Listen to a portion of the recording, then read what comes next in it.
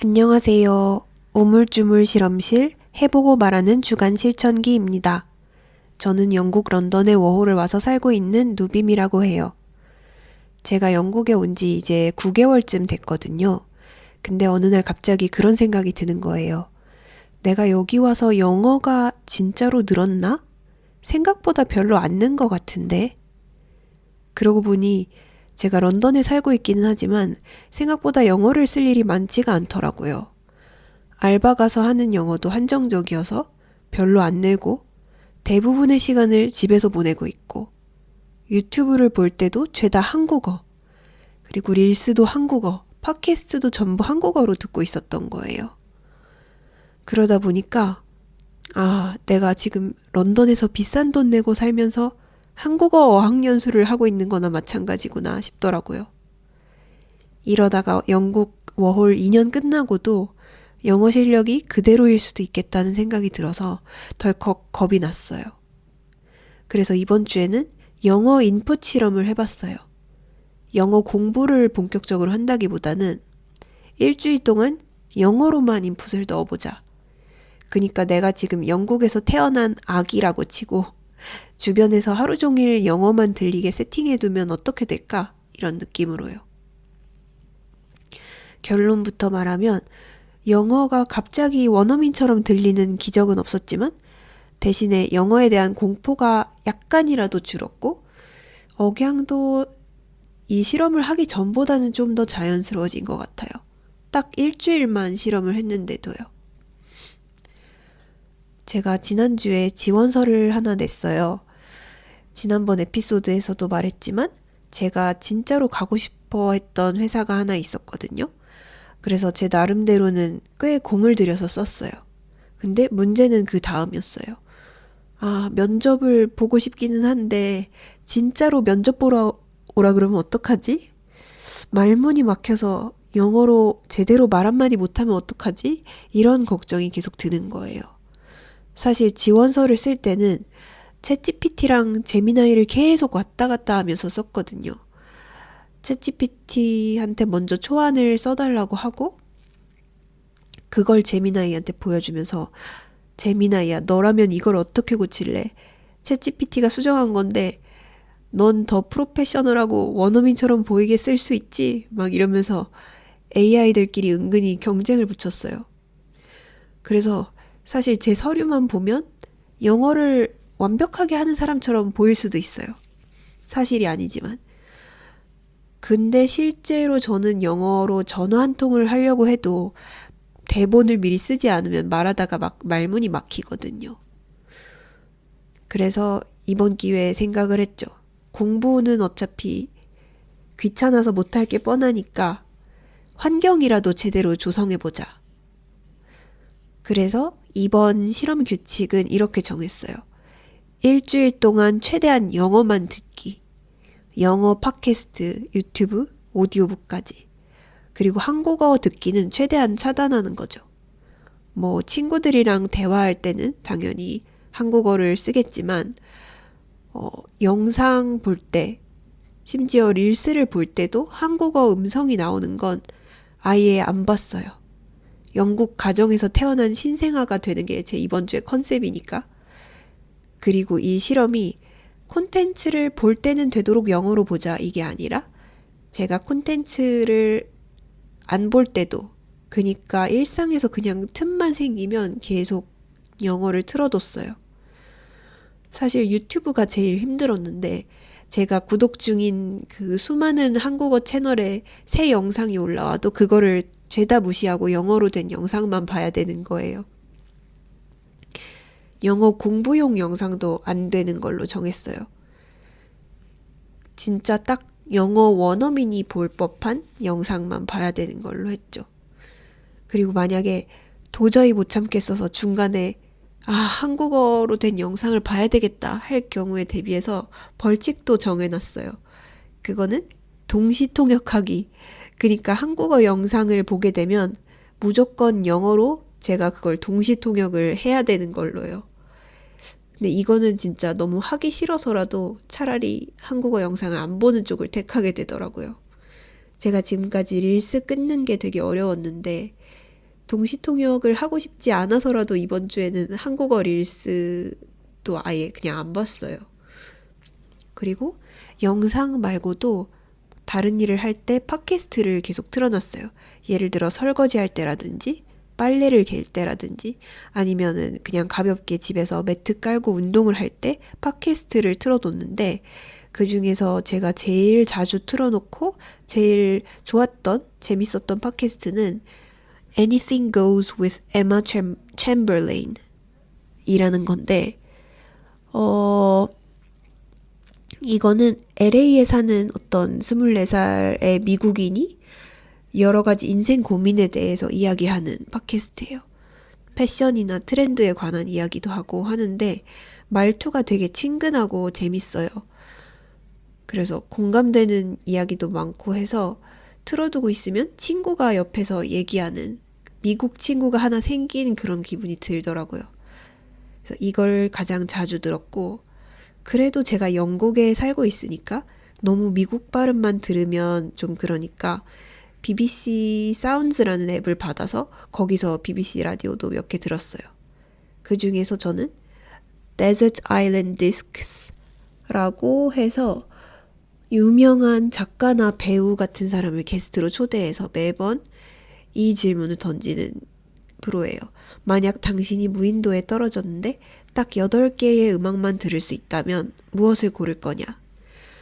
그래서 이것도 재미있게 듣고 그 다음에 London Uncovered라고 해서 런던의 여러 가지 장소에 얽힌 이야기를 하는 그런 라디오도 있어서 그것도 들었어요.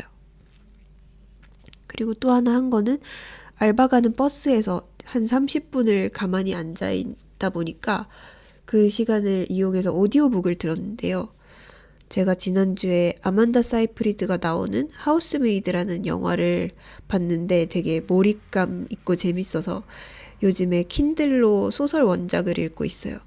근데 이거를 그냥 텍스트로만 읽는 게 아니라 오디블 앱으로 오디오북을 같이 틀어놓고 읽었는데 이 성우가 배우처럼 감정 표현을 리얼하게 해주니까 그냥 글자만 읽을 때보다 영어가 머리에 잘 들어오더라고요. 그리고 들으면서 모르는 단어가 나왔을 때도 일부러 안 찾아봤어요. 그냥 들리게 두자 이런 마음으로요. 그리고 또 하나의 규칙은 챗GPT랑 제가 평소에 대화를 많이 하는데 이번 주만큼은 모든 대화를 다 영어로 했어요. 물론 말로 하는 건 아니고 제가 채팅으로 하는데 늘 한국어로 편하게 물어보다가 이걸 영어로 쓰려니까 확실히 귀찮고 손이 많이 가긴 하더라고요. 왜냐면 뭔가 정보를 물어보려고 하는 건데 그 물어보는 문장조차 맞는지를 고민해야 되다 보니까 그래도 챗GPT한테 너도 앞으로는 나한테 영어로만 말해라 라고 해놨어요. 이렇게 영어 인풋만 넣는 실험을 일주일간 해봤고 실험 전후로 제 영어 실력이 얼마나 달라졌는지를 체크해야 되잖아요. 그래서 3가지로 테스트를 한번 해봤어요. 첫 번째는 알아듣기 힘든 영어 팟캐스트 2분 동안 듣기. 이건 그냥 랜덤으로 유튜브에서 하나 골라봤는데 맷 데이먼이랑 벤 애플렉이 나오는 어떤 팟캐스트가 있었어요. 그래서 진행자랑 셋이 막 떠드는 건데 솔직히 실험 전에 이 테스트를 했을 때는 제대로 알아듣는 말이 하나도 없는 거예요. 왜 그런 느낌 있잖아요. 원어민들이 자기네끼리 막 웃는데 나는 저게 왜 웃긴지 하나도 모르겠고 막 같은 테이블에 앉아있긴 한데 대화에 못 끼고 겉도는 그런 기분. 근데 일주일간 이 영어 인풋 실험을 하고 나서 다시 들어보니까 그러니까 여전히 다 들리는 건 아니어도 전처럼 막 절망적으로 빠르다는 느낌은 좀 덜하더라고요. 그리고 약간 웅얼거려서 안 들렸던 부분도 몇 단어는 좀 들리기도 하고 근데 여전히 웃지는 못했어요. 왜 웃긴지 모르겠는. 그 다음에 2번째 테스트는 BBC 기사를 소리내서 읽기. 실험 전에 이 테스트를 했을 때는 단어 하나하나 영국식 발음으로 제가 하고 있는지 신경 쓰느라고 문장이 되게 어색했거든요. 그러니까 단어 하나하나의 발음은 맞기는 한 것 같은데 그 어떤 흐름이 자연스럽지가 못했어요. 다 읽는데 한 4분 5초 정도 걸렸고요. 근데 일주일 영어 실험 끝나고 다시 읽어봤을 때는 제가 지금처럼 이렇게 감기 걸려서 코가 꽉 막혀있는 상태인데도 다 읽는데 3분 18초밖에 안 걸린 거예요. 소리내서 읽는데. 그리고 일부러 빨리 읽으려고 한 것도 아닌데 인토네이션이 전보다 좀 살아난 느낌이었어요. 한번 여러분도 비교해서 들어보실 수 있게 제가 음성을 틀어드릴게요. 이건 먼저 실험 전에 제가 녹음한 거예요. This will continue and is the mechanical consequence of the massive rises in energy prices 1 year ago, now being baked into the calculation. 그리고 이건 일주일간의 영어 인풋 실험 후에 녹음한 같은 문장이에요. This will continue and is the mechanical consequence of the massive rises in energy prices 1 year ago, now being baked into the calculation. 약간 말투가 좀 더 자연스러워진 것 같지 않나요? 그리고 마지막 테스트는 영어로 오늘 하루에 대해서 10분간 혼자 말하기. 이게 제일 어려웠어요. 실험 전에는 머릿속에서 문장 구조나 문법을 점검하느라고 정적이 너무 많았거든요. 막 이런 얘기도 많이 하고. 근데 실험 후에는 여전히 그 영어로 혼자 떠드는 게 어렵긴 해도 그 정적이 좀 줄었더라고요. 그리고 중간에 막 이런 말을 했어요. 자연스럽게. 아, 목소리가 갈라지네. 지금 몇 분 남았지? 이런 말들이 좀 자연스럽게 영어로 툭툭 섞여 나오는 거를 느꼈죠. 그래서 일주일 동안 이 일요일 밤부터 실험을 시작했는데 목요일 오후까지는 제가 진짜로 규칙을 잘 지켰어요. 영어로만 인풋을 최대한 넣었고 근데 아쉽게도 목요일 밤에 못 참고 한국어 영상을 보고 말았어요. 그것도 한두 개가 아니라 몇 시간 동안. 사실 이건 사연이 좀 있었는데요. 제가 한동안 콕이라는 어떤 영국인을 만나고 있었잖아요. 근데 이번 주에 헤어졌어요. 처음에는 이 예전의 에피소드에서도 말한 적 있지만 취향이 좀 겹쳐서 잘 맞을 거라고 생각했는데 만나다 보니까 점점 중요한 부분에서 안 맞는 게 많이 보이고 서로 너무 다르더라고요.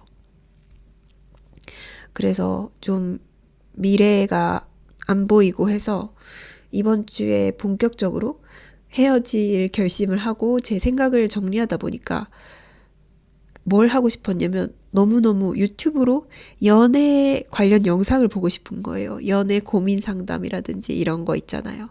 하다못해서 타로 리딩 영상 이런 거를 막 한국어로 보고 싶은데 그거를 꾹 참고 계속 영어 콘텐츠만 보니까 너무 답답한 거예요. 결국은 유혹을 못 이기고 한국어 영상을 몇 시간 동안 봤죠. 그리고 실제로 코기한테 헤어지자고 제가 말을 했거든요. 그러고 나서 전화로 한참을 대화를 하게 됐어요. 그러니까 우리의 마지막 통화인 거죠. 저는 헤어지고 싶은 이유를 나름대로 정리해서 쫙 말했고 코기는 그거에 대해서 순순히 받아들이지 않고 반박을 했고 저는 그 말에 또 반박을 하고 이런 것들이 반복이 됐어요. 근데 그 상황 자체는 당연히 유쾌한 상황이 아니고 그랬지만 그 와중에 또 이런 생각이 드는 거예요. 평소보다 영어가 뭔가 입에서 술술까진 아니어도 전보다는 잘 나오는 느낌이네 싶더라고요, 스스로. 그러니까 역시 사람은 뭔가 절박하거나 화가 나야 언어가 터지는구나 싶었어요. 게다가 좀 웃긴 게 갑자기 저도 모르게 막 미국식 발음이 튀어나오는 거예요. 그동안은 나름 영국에 산다고 영국식 발음을 쓰려고 노력했거든요. 단어 끝에 있는 R 발음 안 한 지도 꽤 오래됐고 더군다나 코기가 영국인이니까 저도 영국식 발음으로 지금까지는 말을 했는데 제가 지난 일주일간 그 캘리포니아 사람이 진행하는 팟캐스트만 주구장창 들었잖아요. 친구랑 얘기하는 것 같고 해서 하루 종일 틀어놨더니 제가 전화로 콕이랑 말다툼을 하는데 저도 모르게 딱 그 팟캐스터의 말투로 캘리포니아 억양이 튀어나오더라고요. 아무튼 일주일간 실험 규칙을 완벽히 지키지는 못하고 한국어 영상을 보긴 했지만 확실히 이번 한 주는 영국 와서 영어를 가장 귀에다 많이 꽂은 한 주였어요. 이제 이 실험이 끝났으니까 고스톱을 정할 시간이죠. 이 실험을 계속할지 아닐지 고로 정했어요. 이거는 앞으로도 계속 해보려고요. 모든 컨텐츠를 영어로 다 볼 수는 없겠지만 되도록이면 영어 음성을 많이 접하려고 해요. 지금처럼 한국어 영상만 너무 많이 보면 아무래도 런던에서 한국어 어학연수를 하는 거나 마찬가지니까 여기서 워홀 하면서 사는 기간 동안이라도 영어를 스스로한테 많이 들려주려고 해요.